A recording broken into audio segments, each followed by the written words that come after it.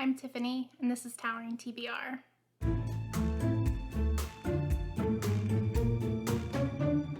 think I've mentioned that because I get migraines, sometimes I can't read with my eyes.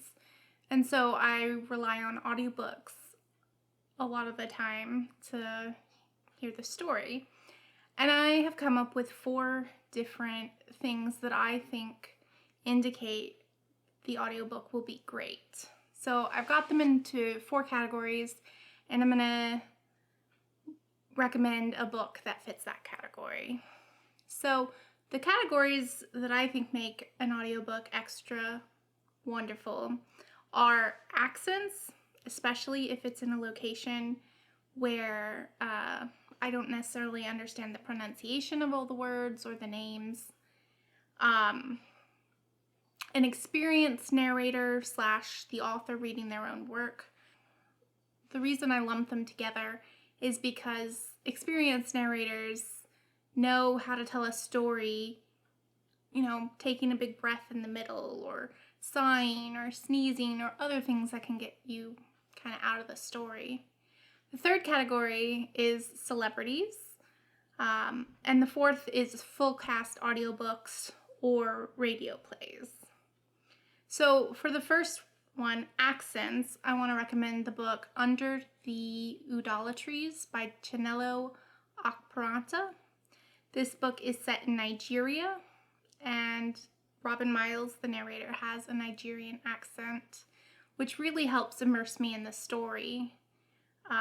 Young woman growing up, and Nigeria broke out into civil war, and so this girl is sent away to live with some other people in a safer area, and while there she falls in love with another girl.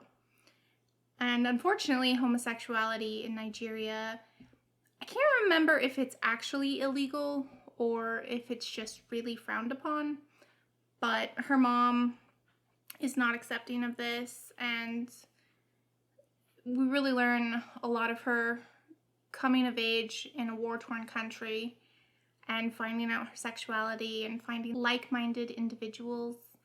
And it's a great book, and I think it's even better with the accent. Men had begun slinging guns across their shoulders and carrying axes and machetes. But I don't just need an accent for a faraway place. The second book I want to recommend under accents is A Death in the Family by James Agee.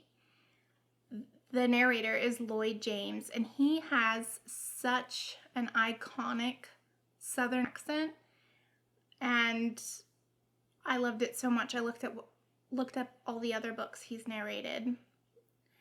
A Death in the Family is an American classic written in the 50s, and it is about a father dying in a car accident and different portrayals of grief from the friends and family who survive him.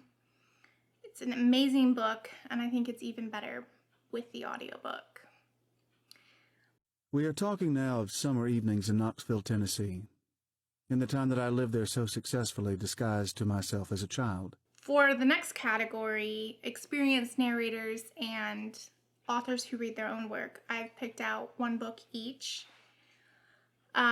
The experienced narrator I picked is Ray Porter. He is the narrator for Project Hail Mary by Andy Weir, and he also has done quite a few other ones, like the We Are Legion series by Dennis E. Taylor. He is such a great narrator. He has kind of a white, middle-aged dad kind of voice, which plays perfectly because he's narrating a character who is a white, middle-aged science teacher. And yeah, I can't recommend that audiobook enough. The audiobook adds something very special to the book that I don't want to reveal why, because I think that goes into spoiler territory. But it's amazing, and he just adds something special to make that audiobook even better. A computer is hassling me. I'm even more irritated now. And for an author who reads their own work, I want to recommend Don't Call Us Dead by Denez Smith. This is a poetry collection, which I don't typically read poetry, but it is just so good. And I love that Denez narrates their own poetry, because for me, the best way to enjoy poetry is to hear it spoken out loud by the poet. They know where to pause, they know where to put emphasis, they can raise their voice or get quiet depending on the poem. And I think that their poetry collection, Don't Call Us Dead, is fantastic. Boys brown as rye play the dozens and ball, jump in the air and stay there. Boys become new moons, gum dark on all sides, beg bruise blue water to fly, at least tide, at least spit back a father or two. I won't get started. The third category is celebrities, and the book I want to recommend for that is a little bit odd. I'm a huge Veronica Mars fan. I watched all 3 seasons and then the 4th season when it got revitalized. I love Kristen Bell, who plays Veronica Mars on the TV show. And when the showrunner decided to write some books in the Veronica Mars world, he has her narrate the first book, which is called The $1,000 Tan Line by Rob Thomas. Having her voice, which embodies Veronica, read the audiobook just made it so much better.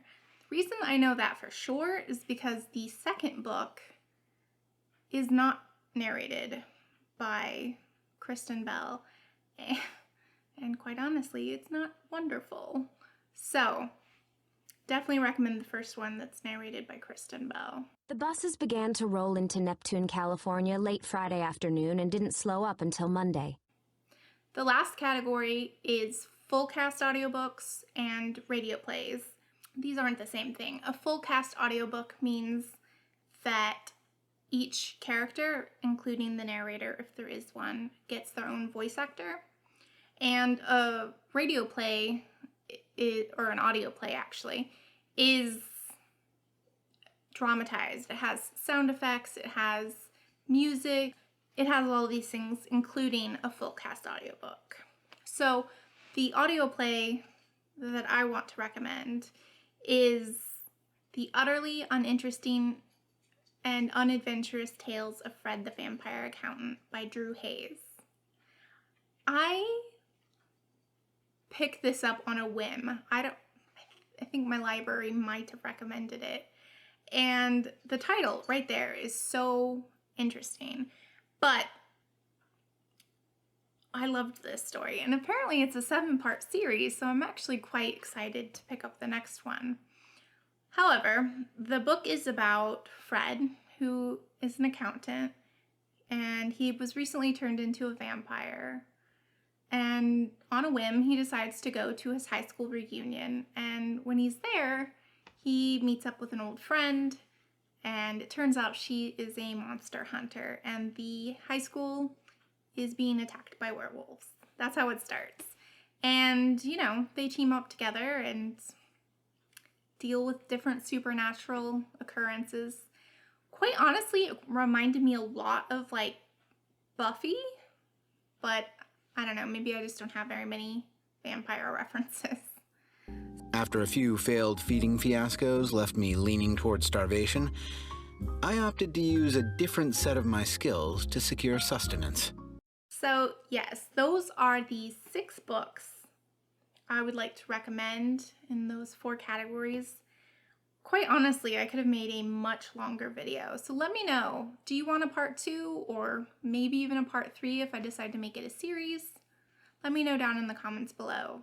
And also let me know if you've read any of these. Thank you for joining me. Bye.